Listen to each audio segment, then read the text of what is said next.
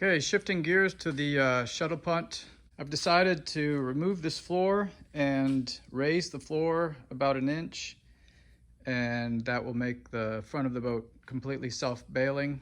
Right now, when I'm in it, the water line is exactly level with here, so I can't put holes in the side of the boat, but if I lift it an inch, I could do that, and that would make it self-bailing, at least the front. I'm not really sure if I'm going to modify the back.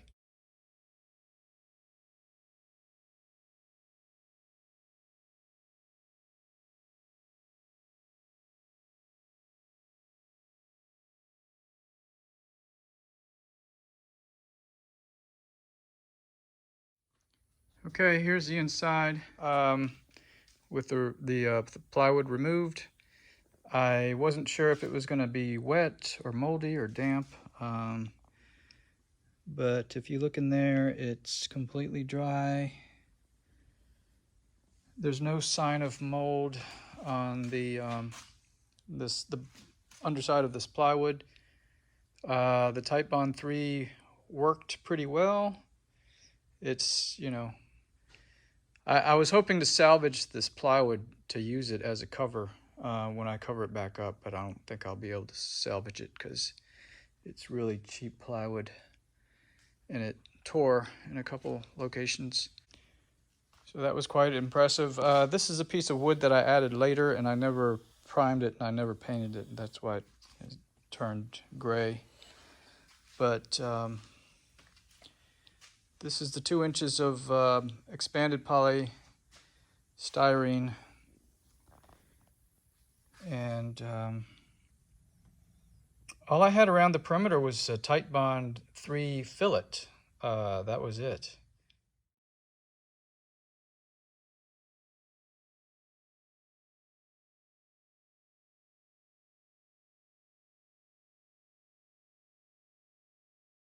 And it worked. This thing had pools of water sitting in it for several days at a time.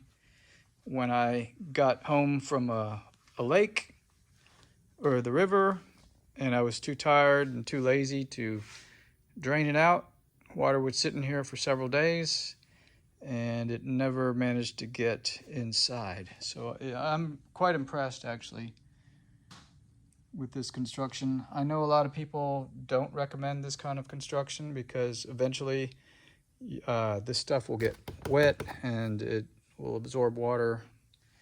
But in the case of this, it never did. So that's quite impressive.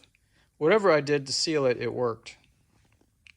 And no, this boat has never had any epoxy on it. It's basically just TiteBond 3.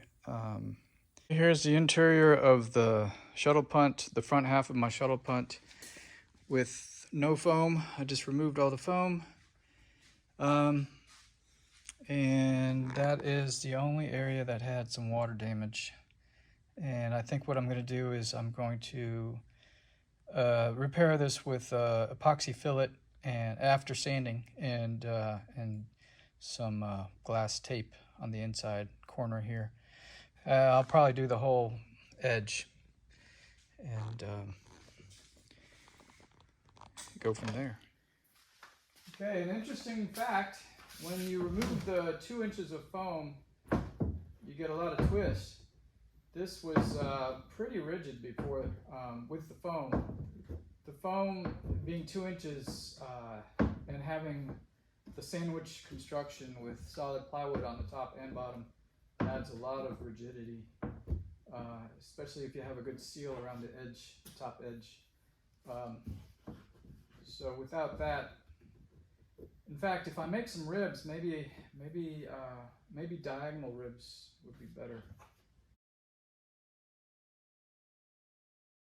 All right, so here it is cleaned up. It's in amazingly great shape. No water actually got in from inside the boat. All the water got in from the exterior corner down here. This is where it got in. So the paper, it was just, the paper on the exterior of the boat is just not a good idea. It's just not tough enough. And every time you open and close the punt, this drags on the ground, on concrete. And the last couple times that I took it out, I left it out in the rain with this edge sitting on the ground. And that's when it failed. That was my bad. Always put it up on blocks, never leave it sitting on the ground. But it's amazing that it lasted this long with no fiberglass and no epoxy. Just TiteBond 3. And yeah, this shows the abused area. The most abused area of the boat is the bottom edge of the transom of the front half of the boat. This is definitely not a place for paper tape. It is definitely a place. So I wanted a sharp edge here because I didn't want drag, but it's better to put a 1/4 inch radius, 6 to 8 millimeter radius, and put fiberglass tape along this edge, just because it does get a lot of abuse. So, lesson learned. Okay, so I sanded this down and I noticed that there's still a little moisture in here, so I can't really epoxy it right now. I have to let it dry for a couple more days.